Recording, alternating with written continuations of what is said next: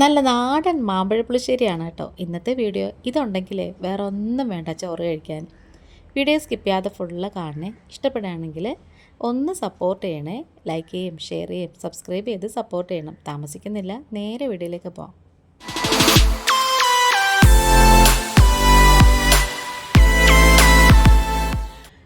ഇപ്പോഴത്തെ ഞാനിവിടെ ഒരു 3 നല്ല പഴുത്ത നാടൻ മാങ്ങയാണ് എടുത്തിട്ടുള്ളത്. ഒഴിച്ചെറിയൊക്കെ വെക്കുന്നത്. ഒരു പാത്രത്തിൽ നമുക്ക് കുറച്ച് വെള്ളമൊന്ന് ഒഴിച്ചു കൊടുക്കാം.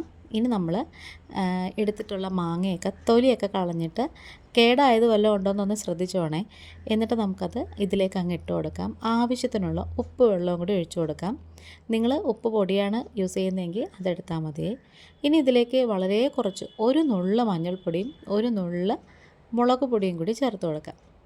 ഇനി നമുക്കിതിലേക്ക് ചേർത്ത് കൊടുക്കേണ്ടത് പച്ചമുളകാണ്.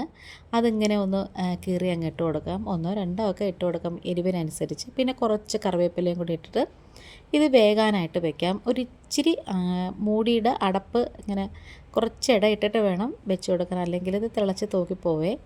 അങ്ങനെ ഇടയ്ക്കൊന്ന് ഇളക്കി കൊടുക്കണം, അല്ലെങ്കിൽ അടിക്ക് പിടിക്കും. മാങ്ങ ചിലപ്പം പാത്രത്തിൽ കയറി പിടിക്കും, അതുകൊണ്ടാണ്.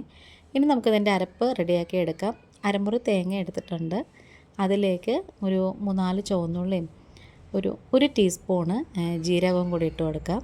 ഇനി നന്നായിട്ട് ഇങ്ങനെ ഒന്ന് അരച്ചെടുക്കണേ. അപ്പോഴത്തേക്ക് നമ്മുടെ മാങ്ങയൊക്കെ നന്നായിട്ട് വെന്ത് വന്നു. വെള്ളം കുറച്ചൊന്ന് താഴ്ന്നിട്ടുണ്ട്.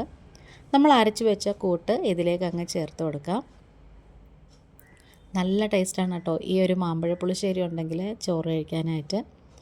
അപ്പോൾ നമുക്ക് കുറച്ച് തൈരും കൂടി ഉടച്ചിട്ട് അതിലേക്ക് ചേർത്ത് കൊടുത്തിട്ടുണ്ട്. ഇപ്പം ഉപ്പ് കുറവായതുകൊണ്ട് ഞാൻ ഇച്ചിരി പൊടിയുപ്പും കൂടി ചേർത്ത് കൊടുത്തിട്ടുണ്ട്. ഇനിയാണ് ശ്രദ്ധിക്കേണ്ട കാര്യം, കൈയെടുക്കാതെ ഇളക്കി കൊടുക്കണേ.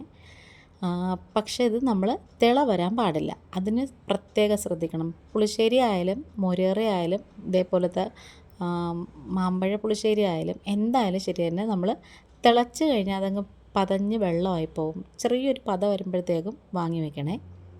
ഇനി നമുക്കിതിലേക്ക് ഒരു 1/2 ടീസ്പൂൺ കടുകും 1/4 ടീസ്പൂൺ ഉലുവയും വറ്റൽമുളകും കറിവേപ്പിലയും കൂടി താളിച്ചതിലേക്ക് അങ്ങ് ഒഴിച്ചു കൊടുത്താൽ മതി. ഇതിന് ചുവന്നുള്ളി ചേർക്കത്തില്ല കേട്ടോ. വേണമെന്നുണ്ടെങ്കിൽ നിങ്ങൾക്ക് കുറച്ചും കൂടി മഞ്ഞ കളറൊക്കെ ആവാം. ഇവിടെ പിന്നെ പുളിശ്ശേരി ഭയങ്കര മഞ്ഞളിൻ്റെ കളറ് വലിയ ഇഷ്ടമില്ല, അതുകൊണ്ടാണ്. നമ്മളിത് ഗ്യാസ് ഓഫ് ചെയ്തതിന് ശേഷം കുറച്ച് മഞ്ഞൾപ്പൊടിയും കുറച്ച് മുളക് പൊടിയും കൂടി ചേർത്ത് കൊടുക്കാം. ഈ പുളിശ്ശേരിക്ക് ഒരു കളർ കിട്ടാൻ വേണ്ടിയിട്ടാണ്.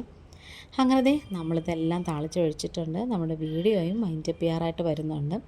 ഒരു 5 മിനിറ്റ് മൂടി വെച്ചതിന് ശേഷം അടപ്പ് തുറന്നിട്ട് പതിയെ ഒന്ന് ഇളക്കി കൊടുത്താൽ മതി. നല്ല ടേസ്റ്റുള്ള മാമ്പഴ പുളിശ്ശേരി ഇവിടെ റെഡി ആയിട്ടുണ്ട്. അപ്പോൾ വീഡിയോ കണ്ടിട്ട് ഇഷ്ടപ്പെടുകയാണെന്നുണ്ടെങ്കിൽ ഒന്ന് സബ്സ്ക്രൈബ് ചെയ്യണം. നമ്മുടെ ബാക്കിയുള്ള വീഡിയോസൊക്കെ കണ്ട് സപ്പോർട്ട് ചെയ്യണേ. ഇന്നിപ്പോൾ ഇത്രയേ ഉള്ളൂ. വീണ്ടും വരാം. താങ്ക്